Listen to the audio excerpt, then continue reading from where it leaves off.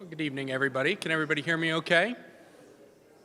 It's great to see you all. Thank you for turning out on this Wednesday evening to hear from me. Some of you may already know me, but I'm Dr. Josh Bruce. I'm one of the professors at Knox Seminary, and my specialty is St. Augustine. That's what I went off and got my PhD on. For some of you who are wondering what the difference between St. Augustine and St. Augustine is, St. Augustine is in Florida, and St. Augustine is in heaven. I heard R.C. Sproul say that a long time ago, and I knew I would use it one day. This is the right place for it, right? There is a handout that's going around, so I printed out tons and tons of copies of this. So take 2, take 3, take one for a friend, take it for kindling, whatever you need. It's going to just very, very briefly overview what we're going to talk about tonight, which is a talk that's titled The City of God and the Cities of Men. And some of you probably picked up very quickly on the fact that that's sort of a reference to one of St. Augustine's famous works called The City of God. And so we're going to talk about the City of God and what that has to say to us as Christians living in the 21st century, thinking about politics.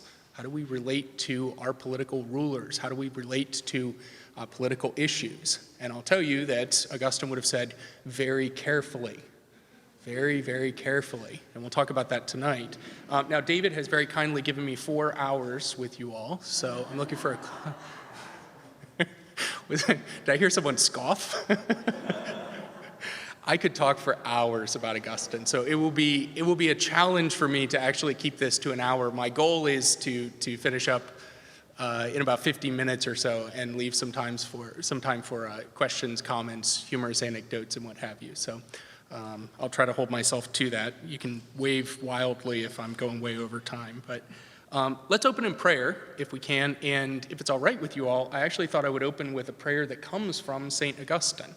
So if you all bow your heads with me, we will pray this prayer at the beginning of Augustine's work, Confessions. You are great, Lord, and highly to be praised.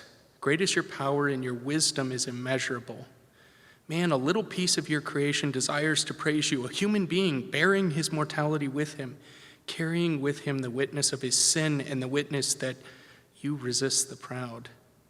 Nevertheless, to praise you is the desire of man, a little piece of your creation. You stir man to take pleasure in praising you because you have made us for yourself, and our heart is restless until it rests in you. Amen.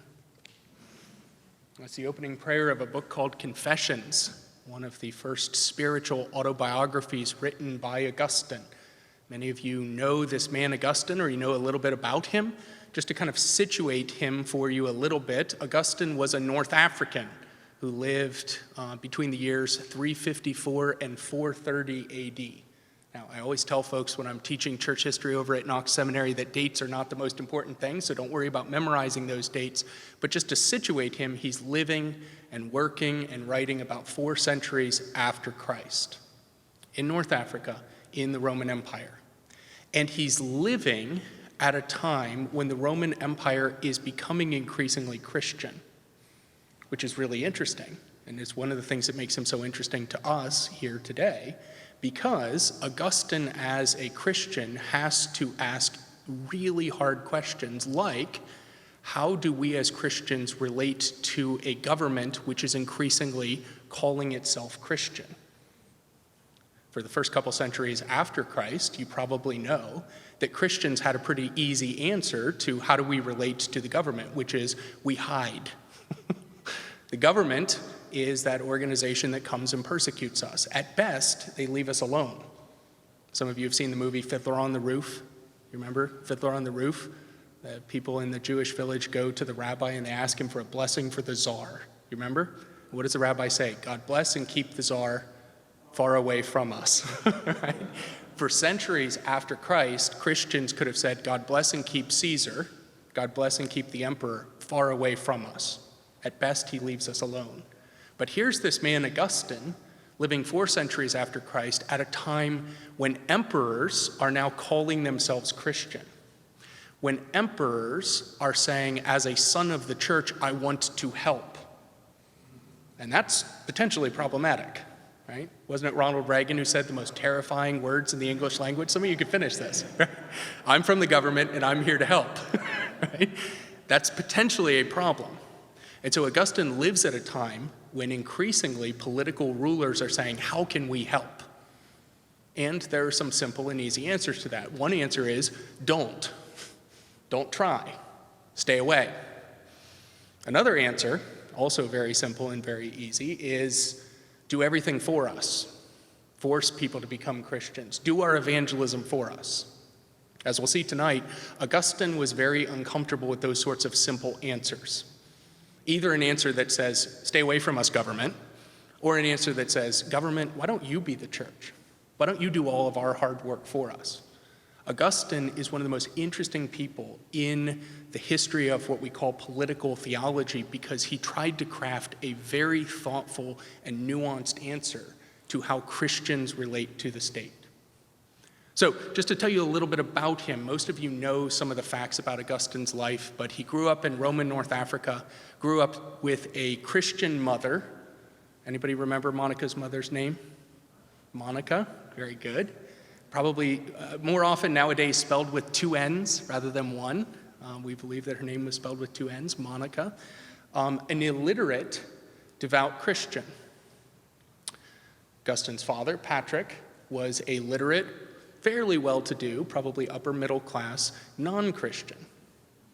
And interestingly, this man Augustine, who would go on to be one of the most important figures in the story of the Christian church, came to Christ through the prayers of his illiterate, devout mom. Some of you know some of these stories. Augustine, as a young man, fled from the teachings of his mother. He fled into all sorts of terrible teachings by a group called the Manichees, a very weird, sort of almost like a New Agey kind of cult in Augustine's day. And all the time, his mother Monica was praying for him, praying for God to bring her son into the fold of the church. Some of you pray for your children or your grandchildren in that way. And in this case, God answered those prayers. There's a wonderful and beautiful story of Monica when she sees Augustine going farther and farther away from God, going to her village priest and saying, "Priest, I need you to go meet with my son Augustine. Convince him to become a Christian." And the priest says, "No, there's no way I'm doing that." She says, "Why?" He says, 2 reasons. One, your son is smarter than me. And if I go talk to him, he's going to convince me to stop being a Christian. And I don't want that. But second, he says, surely the son of these tears cannot be lost. And Augustine comes into the church as a young man in a miraculous way. Some of you know the story. He's in a garden and hears the voice of a child saying, tolle lege, in Latin, a phrase that means something like pick up and read. He says, well, that's strange. Oh, here's a book of Paul's letters. He reaches over, picks it up, reads a passage from the book of Romans, and becomes a Christian. It's one of the more famous conversion stories in the story of the Christian church. And from that point on, Augustine is a devout Christian, a member of the church, and somebody that people are constantly going to and asking for opinions on things like church and state issues, Christianity and politics. Why are they always going to Augustine and asking him these things? Well, because Augustine was smart and he was educated. Unlike his mother Monica, he'd gotten a brilliant education. He'd been in the legal system. He'd been a judge, he'd been an advocate, and people looked to him to thread this needle for them, to figure these things out. And so for the course of his life as a Christian, over and over, people who are engaged in political matters are writing to Augustine and saying, Augustine, I've got a tough issue in front of me. What do I do? I'll give you a sampling of some of the sorts of letters he gets. He gets a letter from a guy named Boniface, who's the governor of North Africa during a time when Augustine is serving as a bishop in a city called Hippo.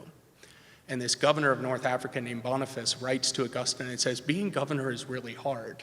It's like, yeah, go figure. I've got an idea. Rather than dealing with the dirtiness and messiness of politics, I'm going to join the church. And I'm going to become a pastor. And Augustine writes him back and says, don't you dare. We need people like you in politics. Don't flee politics and come join the church. Stay where you are. Be a good governor. Temper your judgments with mercy. Be merciful to those who need mercy, and be severe to those who need severity. Stay where you are. Okay? Other times, political rulers write to Augustine and say, I've caught some bad guys, and I thought maybe what I should do to set an example is torture them to death publicly. What do you think, Augustine? Right? And Augustine says, no, come on. What we want as a church is for you to keep law and order, not for you to make an example of these poor guys that messed up. Punish them, yes, but not publicly, and don't torture them to death. Okay? This, for Augustine's life as a Christian, is a constant concern. People are coming to him with these sorts of questions.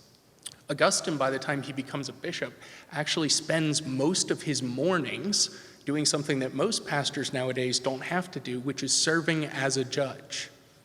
In Augustine's city of Hippo in North Africa, people routinely came to their pastors, especially their bishops, and asked them to adjudicate disputes between them.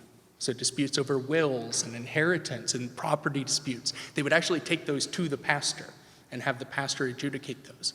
Throughout his letters, Augustine is constantly saying, I wish I could be writing a book on theology, but I'm judging a case involving a will. I have a friend in the audience who does wills, so I'm looking at him right now. Okay? I wish I could be writing about the Trinity, and I've got this couple in front of me that are fighting over property. Augustine spent so much of his life as a Christian dealing with the nitty-gritty of politics, both responding to people who had questions about how to deal with it and also dealing with it himself. And in that regard, he stands for us as such a remarkable example of a Christian who understood the theory of politics, but also understood it in practice. I've got there on the outline, why is Augustine so important for us today? You'll see that. One of the reasons that I think Augustine is so important for us today is Augustine embodied this concern for the practical elements of politics and concern for the philosophical aspects of politics. Augustine was really interested in the theory, but he was also really interested in how the theory played out, how it actually looked on the ground, what it would mean for a Christian to actually serve as a judge, what it would mean for a Christian to serve in the army, what it would mean to have a Christian emperor, for the emperor and for his subjects. Now, most of us tend to be very good at one or the other of these. Most of us tend to be pretty good at the practical or the philosophical. Okay? My wife and I embody this. I am the philosophical one, she is the practical one. And some of you have these marriages, right? My wife's idea of heaven is Home Depot, right? We go to Home Depot and she's just like, this is amazing. There's so many practical things here. I can fix stuff, My idea of heaven is an art gallery, Totally unpractical, totally worthless, but interesting to me. So we had a slight issue recently where my two boys managed to hang on our front door so much that it broke. And me being the not so practical one was like, well, now we have a broken door. It'll just be always broken. But that won't work for my wife. So we had a pest control company come out, and the pest control guy walked through the front door and noticed that it was broken. It was like, you really need to get that fixed. And I was like, yeah, I know. So my wife went to Home Depot on Saturday, got all the stuff, and came home and fixed the door. And then this morning, I wasn't even going to tell you guys this, I'm being recorded. This is awful. Never mind. What? You'll edit it? Okay. All right. I didn't tell my wife I was going to tell you this.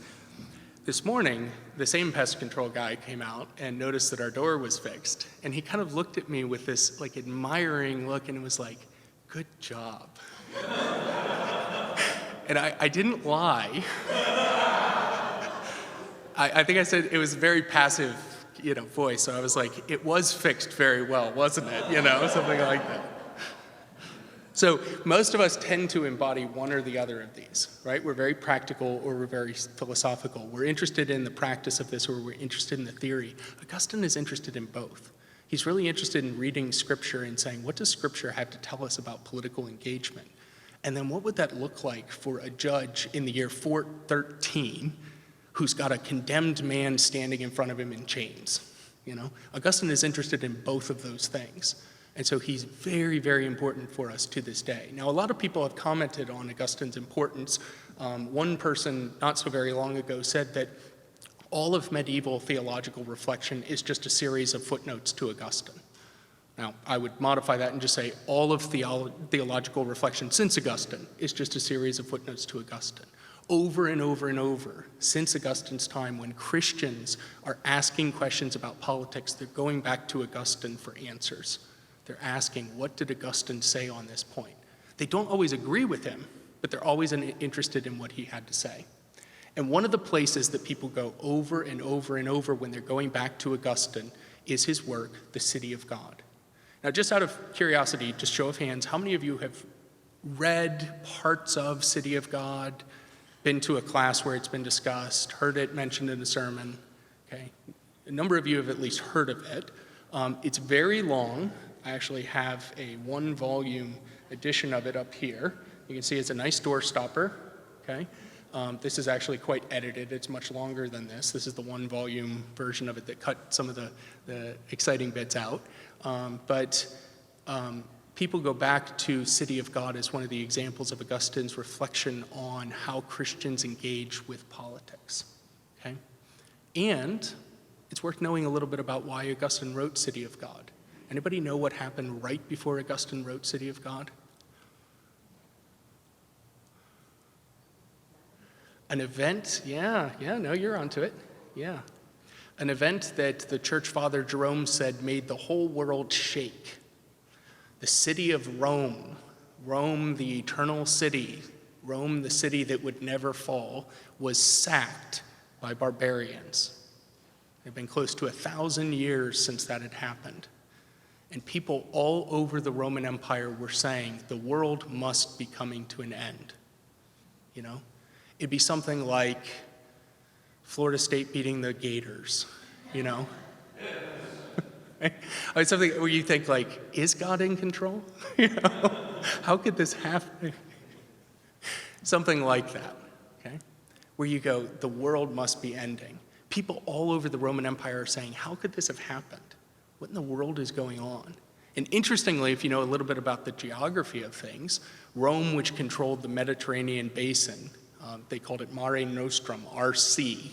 Rome, the city of Rome, had very easy access to North Africa by shipping. And Augustine's city of Hippo is right on the coast. And so after the city of Rome falls in the year 410, tons of refugees from the city of Rome come to Augustine's city. They flood into his church and they say, Augustine, the world is ending. Tell us why. And in addition to Augustine, there were a lot of people out there already giving answers for how we might understand the fall of Rome. Here's one group, pagans, people who didn't like the Christians. And here's what they said. The city of Rome fell because Rome became Christian. Because Rome accepted Christ and became Christian, it became weak, which means that when these savage barbarians swept through Italy, our soldiers couldn't stand up against them. And so the city of Rome fell, and it's the Christians' fault. You want to know why Rome fell? When it hadn't fallen in 1,000 years? Those dirty, rotten Christians. Okay? And some of Augustine's people sitting in his church are coming to him and saying, Augustine, is it true what the pagans are saying? Did we cause this? Did Christianity create this problem? Would it have been better for Rome not to actually take a religious position, not to become Christian? Now, on the other side of things, you have people, including a friend of Augustine's, a man named Orosius, who wrote a book saying, no biggie, we didn't like the city of Rome anyway. I mean, yeah, it had been big, but like the emperor technically wasn't even there at the time, you know, and look at the big picture, folks. How many cities got sacked? Just one. Okay? That's the other extreme. Christianity is good for the world, and it was probably good that Rome got sacked. Everybody needs a sacking every now and then, you know? That's the other side of this. Augustine steps into this debate and writes City of God. He writes City of God to give an answer, at least in part, to why bad things happen to good people. You've heard that expression. Why does God permit these sorts of things to take place in human affairs? And looking at an event like the fall of Rome, what are Christians to do What are they to make of a city like Rome being ransacked by barbarians? City of God, and I've got a copy of it up here, is this masterful reflection by Augustine on how we as Christians relate to our political rulers. Do we see them as the enemy, or do we see them as our friend? And Augustine will say yes and no. How many of you have heard that old quote? It's said a bunch of different times. For every complex problem, there's an answer that's simple, easy, understandable, and wrong. Okay? Augustine doesn't like those answers. It depends, is the answer he gives.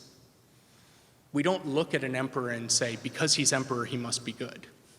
We don't look at an emperor and say, because he professes to be a Christian, he'll do only good things. But we also don't look at him and say, if you're claiming to be a Christian, that will have no impact on how you govern. Just go be emperor, Yeah, you're crucifying people and pouring molten lead down their throat, but emperors do that. No. Christians have to relate very carefully to their political leaders. And in City of God, Augustine works through that.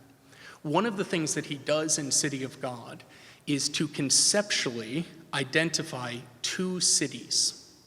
Some of you have heard this, you'll see this on the outline there. Two cities that for Augustine have traveled through all of human history, the city of God and the city of man. And what Augustine says is going all the way back to the book of Genesis, all the way back to the very beginning, we can trace these two cities, the city of God and the city of man. And for Augustine, those two cities are driven by two loves.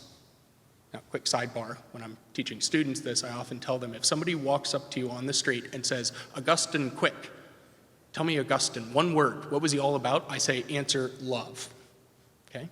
Because for Augustine, love is a very, very important theme, and it is love that drives these two cities. What is the love that drives the city of God? Some of you have heard this. A love for God, and Augustine will elaborate on that at various points, and say, even to the contempt of self. What does it mean to be a member, a citizen of the city of God? It means to love God and to love others for his sake. Augustine spends a lot of his life reflecting on exactly how we're to love, who we love, how much, in what way. Augustine, as a young man, loses one of his best friends. And later on in his life, he reflects on that, and he said, I grieved too much because I expected him to do things for me that only God could do. In other words, I loved him as if he were God, and he wasn't, he was a friend.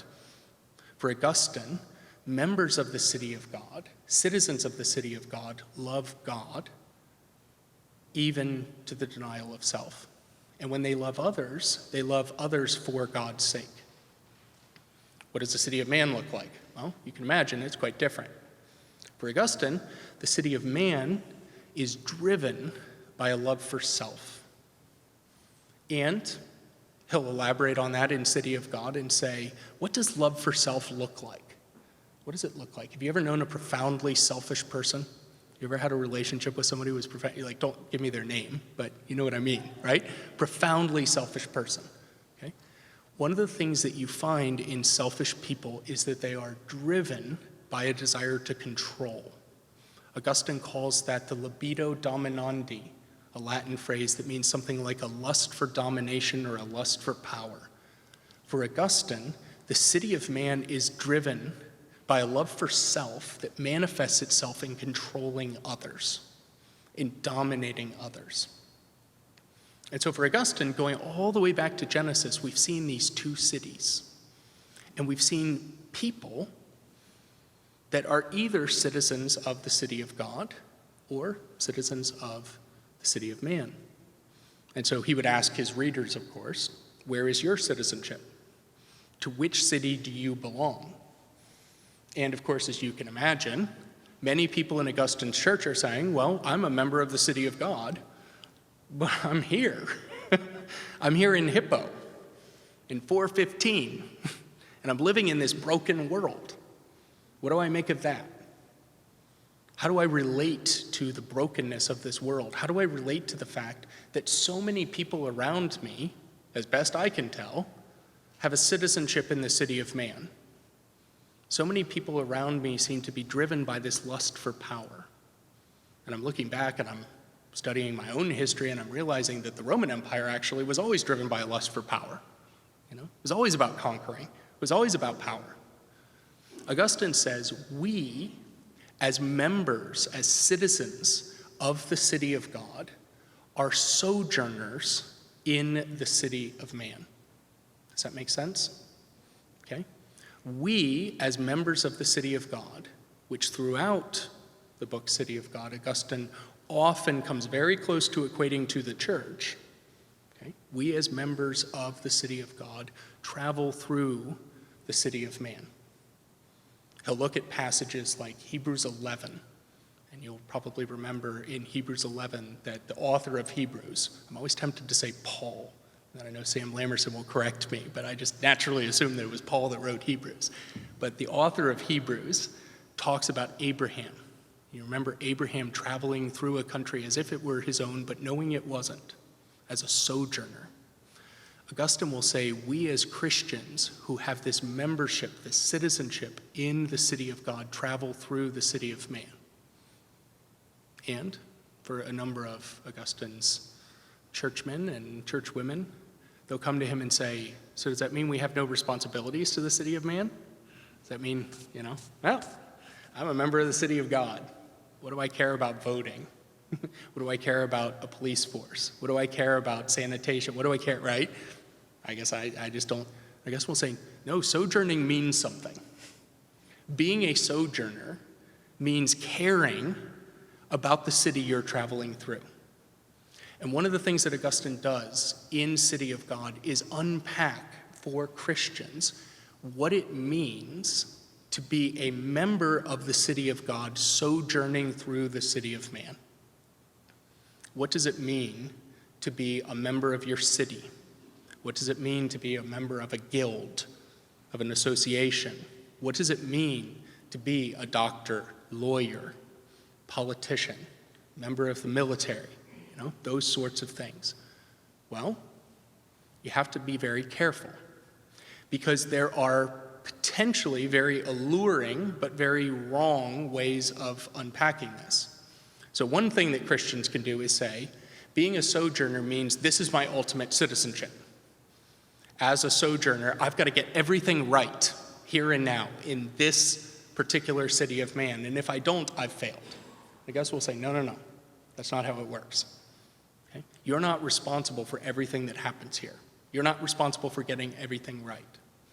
He'll look at passages like the chapter of Jeremiah that talks about praying for the prosperity of the city of Babylon, because in it flourishing, you flourish. And so Augustine will say to members of his city of Hippo, but to Romans everywhere, pray for Rome. Pray for peace. Pray for prosperity. Work for it. If you're in the military, be a good soldier. If you're a judge, be a good judge. If you're a police officer, be a good police officer. Some of these terms are a little anachronistic, but you get what I'm getting at. Be as good a member of that society as you possibly can. And don't break God's law. If you're a soldier, don't rape and loot and destroy. If you're a police officer, don't take bribes.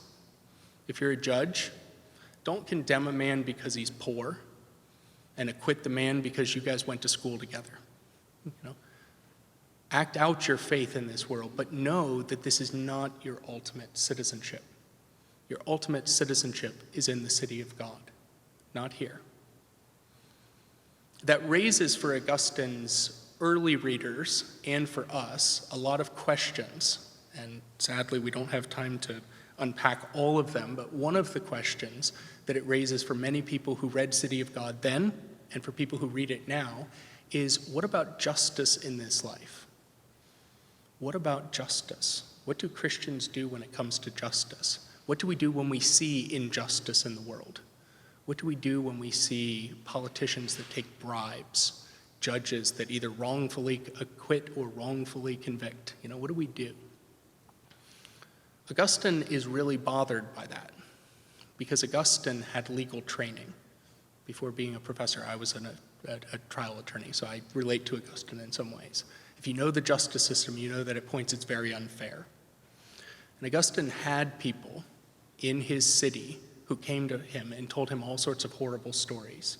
By the end of Augustine's life, the Roman Empire was starting to break down a bit, and people in Augustine's own city were being kidnapped and sold as slaves.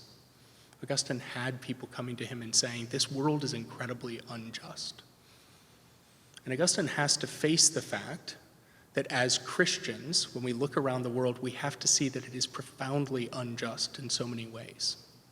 So the question becomes, what do we do? Well, for Augustine, if we're sojourners, if we're traveling through this city of man, we work for as much justice as we can get.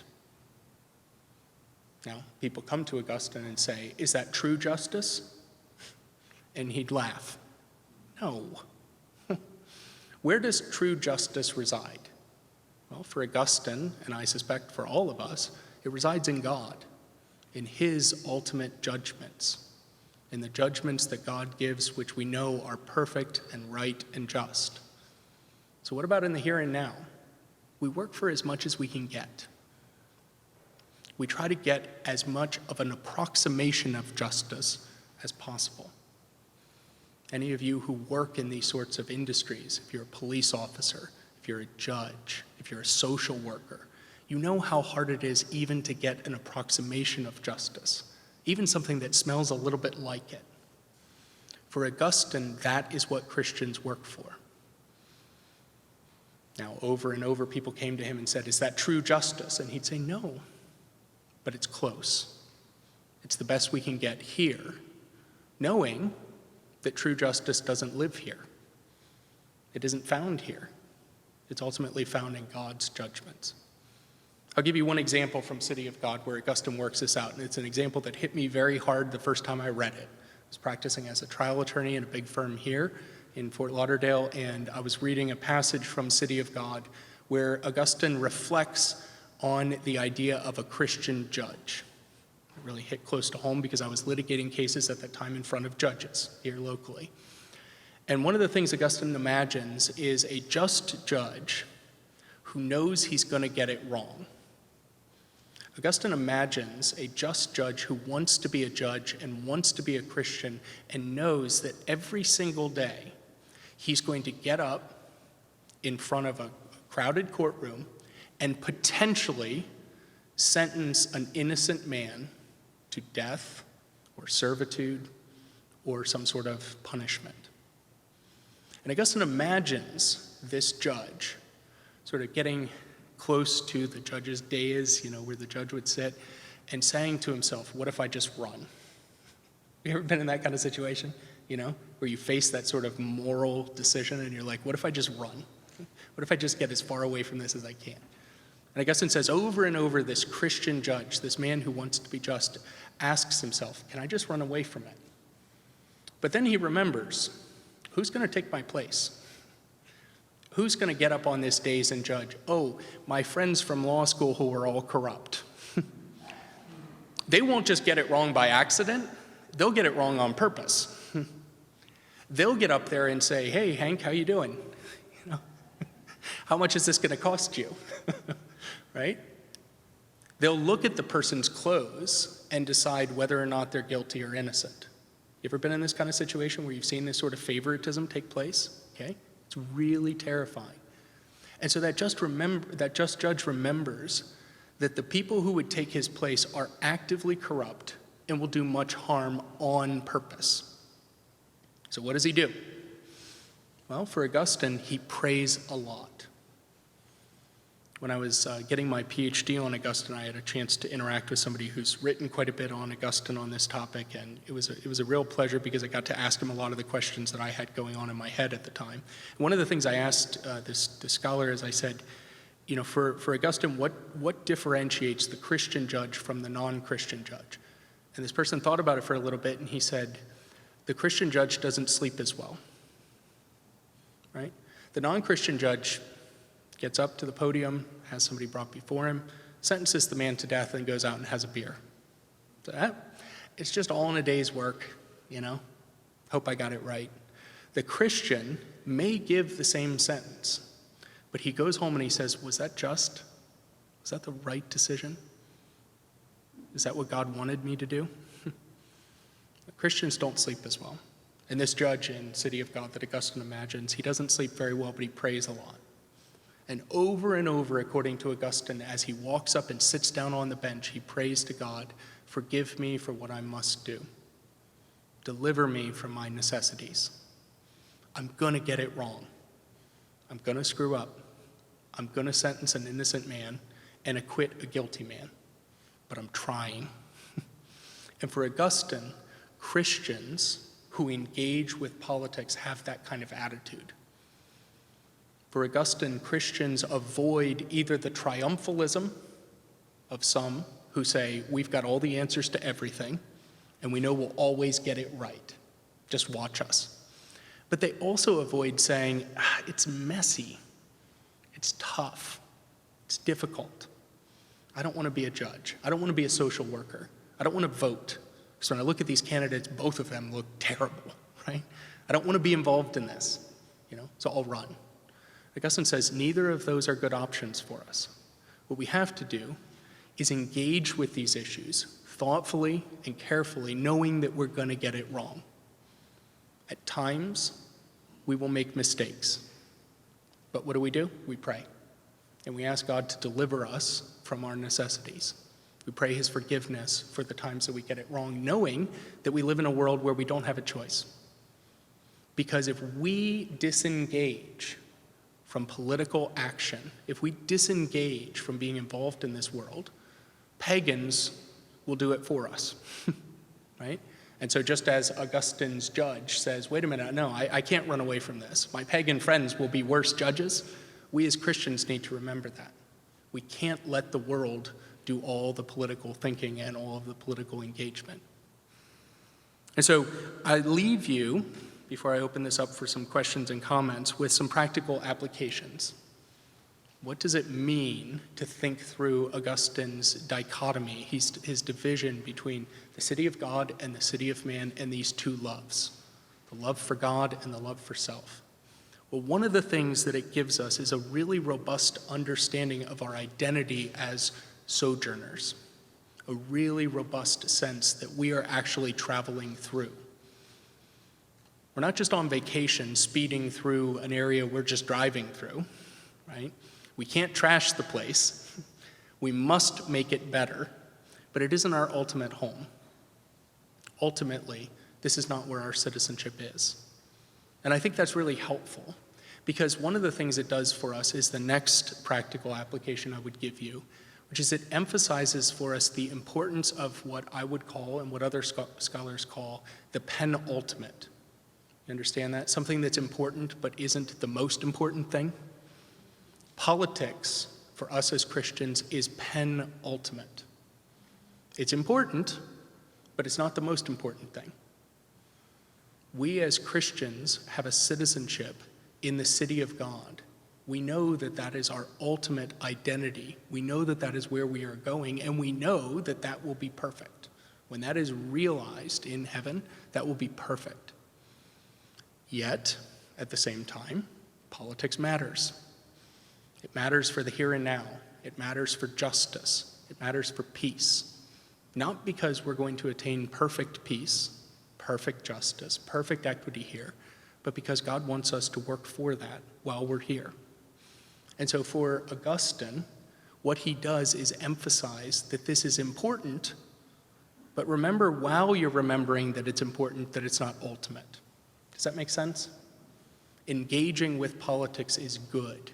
It's important. It's something we should do carefully and thoughtfully. But don't go and vote and think to yourself, man, if I got this wrong, then the world's going to come to an end. Or if I made a mistake here, God is going to be mad at me. Because it's not the most important thing. It isn't the ultimate. It's the penultimate. It matters, but it's not the most important thing. Finally, Augustine reminds us of the Christian's ultimate hope. There's a lot in City of God about Christians and their ultimate hope, their goal, their end. The Greek word would be telos, the telos of the Christian, the end of the Christian. What is it? Well, it's a final attainment of that citizenship in the City of God. It's the realization of heaven as a Christian. And what does that do for us? Well, it puts all of this in perspective. It tells us that when we work and when we fight for justice here, even if we lose, even if we don't get everything we want, one day there's coming a time where there will be a just judgment. One of the things that Augustine over and over in his letters does is tells judges who have written to him to imagine themselves standing before a higher judge. I often think of this when I look back on my time as a baby lawyer. I was just a brand new lawyer, and I was in a big law firm, and everybody wore three-piece suits, and they looked so successful, and I was just a scared kid. You know, I'd been homeschooled, I was super naive, and here were these big, powerful attorneys. And it took me a couple years to realize they screw up too. They're scared too. They don't have everything nailed down perfectly. And one of the things Augustine does is tell judges, imagine that one day you're going to stand before a bigger judge, a greater judge, who, unlike you, actually has it figured out. He's actually got all the facts. And one of the things that you have to imagine as a judge is this greater judge, this higher judge, judging you and asking you questions like, how many times did you render judgment based on somebody's clothes, based on how much they donated to your political campaign, based on whether they matched your socioeconomic background? How much did that factor into it? Augustine asks judges to imagine that because he wants them to imagine a time when the true and perfect judge will judge. And we as Christians, when we fight for justice, when we fight for equity in this world, when we fight for people who have no voice, one of the things that we remember as we do that is, I'm not the judge. And even the judges that I go in front of, ultimately, they're not the ultimate judges either. It's God who's going to issue a judgment on this. And somehow, at least for me, and I suspect for some of you, that gives us hope. It gives us hope that even if we fail to attain a perfect justice here, one day that will happen. One day, God will, to use a British expression, put everything to rights. He'll sort it out. Does it mean we're complacent? No. We still work. We still fight. But we know that even if we don't attain everything we want, or even if we lose, that ultimately God is the one who's going to put things to rights. Now, I'll mention for you on your outline, before I open it up here for some questions and comments, if you turn the outline to the back, I've got some suggested resources for you. And for anybody who's really interested in reading The City of God, I've got a copy of it sitting up here. This is a one-volume edition with an introduction by Thomas Merton that's excellent. Very readable translation of it. We've also got listed there for you a brilliant translation of Augustine's spiritual autobiography, The Confessions. I've also got that up here if you want to take a look at this. And then two very good biographies of Augustine. So feel free to reach out to me if you'd like further recommendations on any of that, but those are some of the main works that I would recommend if you want to get to know Augustine a little bit better and think through some of this. In the time that remains to us, it looks like I'm making good time. I'm a quarter after the hour, so that's not too bad. In the 8-10 minutes that we have left, are there any questions, comments, humorous anecdotes? Yeah? You mentioned Augustine, pray for this, pray for that, pray for this, pray for that. Yeah. Rosy colored glasses. Did he ever suggest an imprecatory prayer where we should pray against the enemy, thinking of the swamp in D.C., what's going on here? Should we pray against what's going on? Yeah. I mean, if you want my view, yes. I can't think of a place where Augustine actually implements the imprecatory psalms. I think he would be in favor of that. It's a good point. But I'd have to think whether I could find a place where Augustine specifically says that. Yeah. But yeah, the imprecatory psalms are good for some of those things. But when you see injustice in the world, you say to yourself, this can't be what God wants, right? Like, this can't be what we should be comfortable with as Christians. But for me, the benefit of interacting with Augustine is you come to terms with the fact that you're not the ultimate judge, that God is, you know? And so often what we're doing as Christians when we see injustice is fighting it, but also calling on God to judge, you know? Yeah. Yeah. Yeah.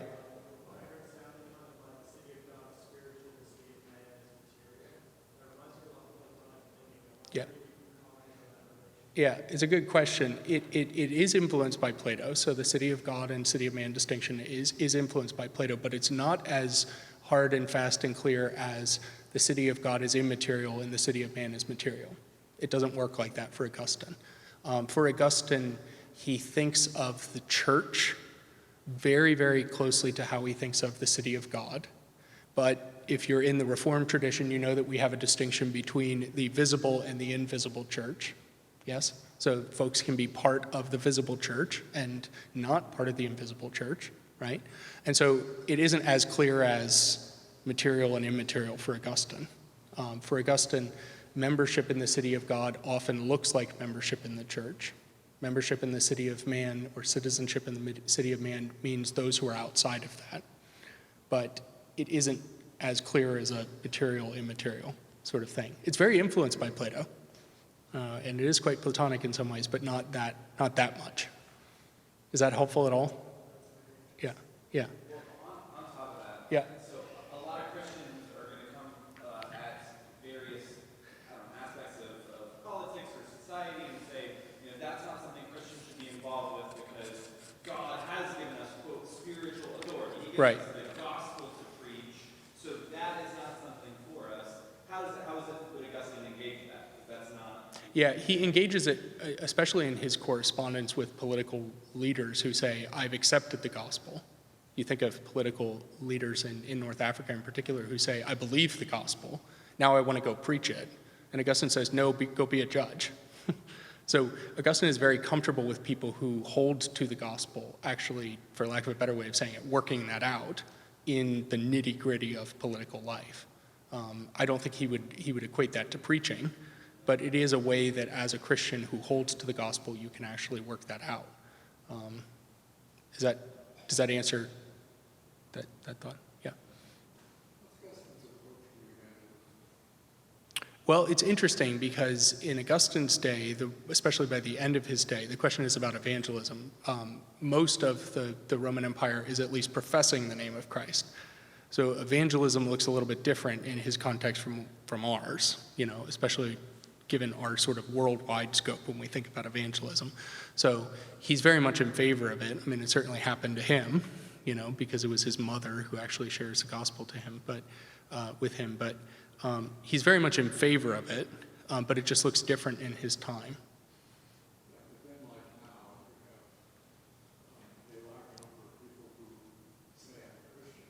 Oh, yeah. Well, and most of Augustine's evangelism looks like evangelizing fellow Christians, you know, folks that are part of the church in a visible sense, but maybe not in the invisible sense. Yeah, Andrew? Yeah, yeah.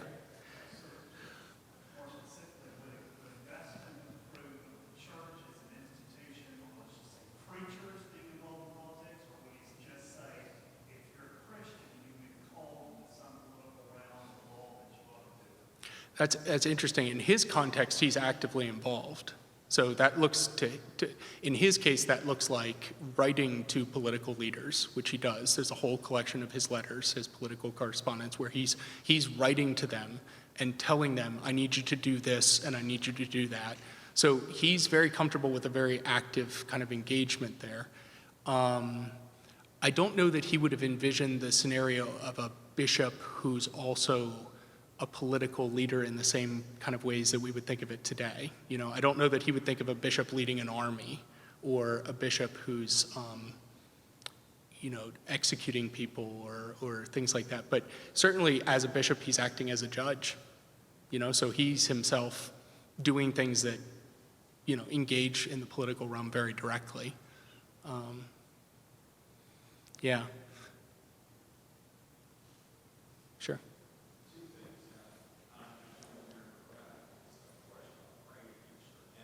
Mm-hmm.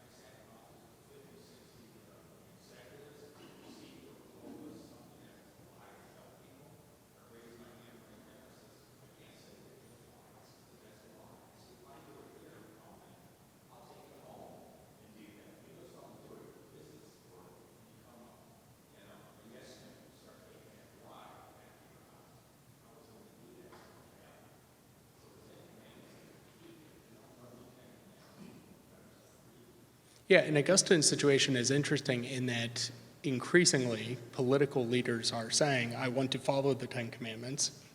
Tell me how, right? And what does that look like for a judge? What does that look like for a general? You know, it's messy. What I hope, one of the things I hope you get from this talk is that Augustine is comfortable with that messiness. He doesn't want to say, well, I've got a simple solution for you, stay out of politics. Or I've got a simple solution for you, be involved in politics and don't worry about the church. You know, Augustine is nuanced in the way that he thinks about Christians engaging in political life. And he recognizes that he may get it wrong and that we may get it wrong. One of the interesting case studies, it was actually what I wrote my PhD on in Augustine, is a conflict that he had with some ecclesiastical opponents, some fellow Christians called the Donatists.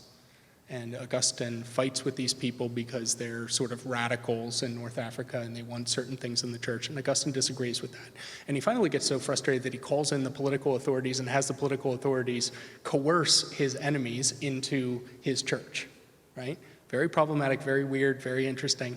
I wrote a whole PhD dissertation on it because I was very interested in that. But one of the things that one of his friends, who's a politician, does is start rounding up Augustine's opponents and torturing them. And he writes to Augustine and says, aren't you so excited? Look what I'm doing for you. And Augustine's like, no, I didn't ask you to do that. You know, I asked you to find them. Don't beat them, you know. But that's the messiness of this, you know. It would have been easier just to stay out of it, just to keep the political rulers completely at arm's length. And he doesn't do that. And you can even see in some of his correspondence this sense of, I asked you for this, and you're doing something different because you're a knucklehead. Stop being a knucklehead, you know? And that's what you deal with when you engage in political life. You're going to be misunderstood. People are going to take your words and use them against you. They're going to use them differently than you intended. You know, that's what it looks like. But Augustine, to me, is fascinating because he's still willing to try for some reason.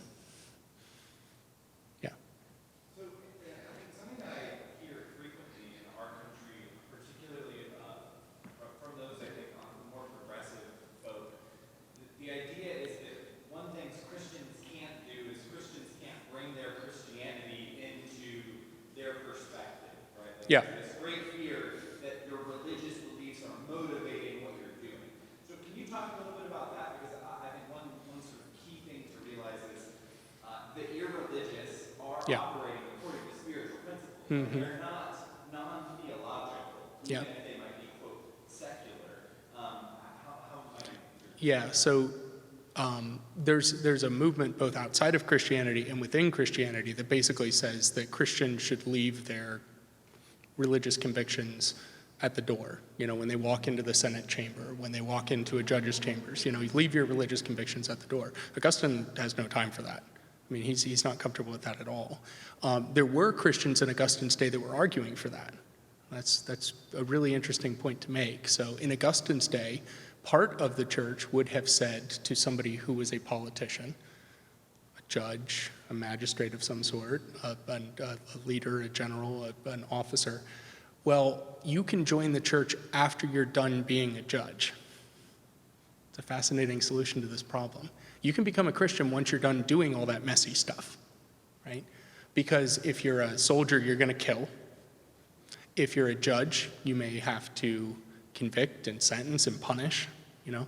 And those just don't seem like Christian things to do. Augustine has no time for that. For Augustine, what he wants is Christians who have these convictions going into these fields and having their convictions influence the way they carry them out. So one example, and I've referenced it sort of obliquely already, is for a judge to recognize, wait a minute, I'm going to be judged, right? If you are a Christian and you believe that God is ultimately going to judge you, that's going to temper your judgments. Right? If you have a 6-year-old child brought in front of you for stealing a little loaf of bread, you're not going to sentence that child to death in the same way you're going to sentence a serial killer to death, right? Why? Because you're going to say, that isn't just, and one day I'm going to give an account to that big judge, right? That true judge, that ultimate judge. So for Augustine, he wants people in these fields to actually be influenced by their Christian beliefs, not just kind of leaving them at the door. Now, how that works out in terms of relating to the church is complicated, you know, and even in Augustine's day, that created tensions and problems, and it's going to. Yeah. So one day we're going to stand in front of that judge, Yeah. and obviously, what I know about Augustine, he believes one say about the Savior. So what is the result of that judgment going to be? Is it going to be a different level of reward in heaven? Is it going to be, you went around on the Savior, Yeah. you went around on a skateboard? Yeah. I think where I've seen Augustine talking about that, he is describing someone either being admitted to heaven or being sent to hell based on the way that they judged. And what he would say to judges who judged unjustly is, if you took bribes, if you persecuted the poor, if you showed favoritism, don't expect that you're going to heaven. You know, I mean, he literally says to judges, if you don't judge justly, expect that you'll be judged justly and you won't like it. You know, so it's pretty extreme. He's not thinking in terms of rewards. It's in or out, for lack of a better way of saying it. Yeah.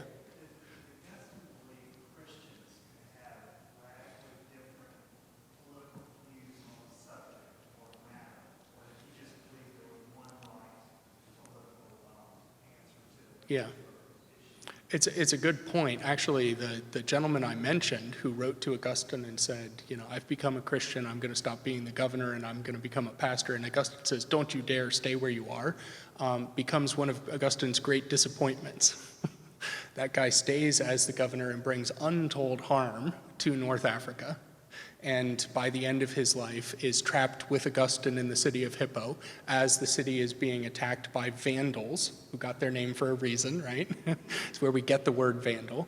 And Augustine is thinking, man, I just wish that guy had gone and been a pastor. Like, I wish I'd just let him be a pastor, you know? So Augustine has a lot of friends across the spectrum, we might say, and people that have very different approaches to political issues, even in his own day. That does not, for Augustine, that does not disqualify you from being a Christian, to have different approaches to political problems. Augustine was, for lack of a better way of saying it, a big tent guy. You know, one of his disputes through his life as a Christian is with a group called the Donatists, who believe that only a certain type of person can become a Christian and be a Christian. And Augustine has a much broader view of what the church looks like. Some of it is a little bit anachronistic to put words into his mouth, but Augustine would have been very comfortable with people having different solutions to the same political problems. Does that answer that? Yeah. Sure. Yeah, that's interesting. Mm-hmm. I don't know, but I've been thinking about that. You all are familiar with the situation with Nancy Pelosi being barred from communion by her bishop. Really, the analogy there that's more interesting to me is something I think you talked about last week with Dr. Krauss, the situation with Ambrose and the Emperor Theodosius, where Ambrose bars Theodosius from the church because of something he's done. I don't know. I've been thinking about that, but I'm not sure what I make of that. Yeah, I mean, she's being disciplined. She's being barred. Yeah. Yeah, that's why it's messy, you know? I mean, that's why it's messy, right? If you straddle both, see, if you're a sojourner, you're traveling through the city of man, you have a meaningful engagement with the city of man, but you have your ultimate citizenship in the city of God. It's going to be messy in terms of how you navigate that. And it's going to be messy for the church and leaders in the church when they engage with people that are members of the visible church, but then are doing things politically that may violate the standards of the church. I mean, that's complicated. Yeah. Yeah. It is, yeah. But one of the things that I hope you get from this is for Augustine, because it's difficult and because it's hard, doesn't mean we shouldn't do it. You know, he doesn't throw his hands up and say, wow, this is complicated. Let's run. No, but just do it carefully.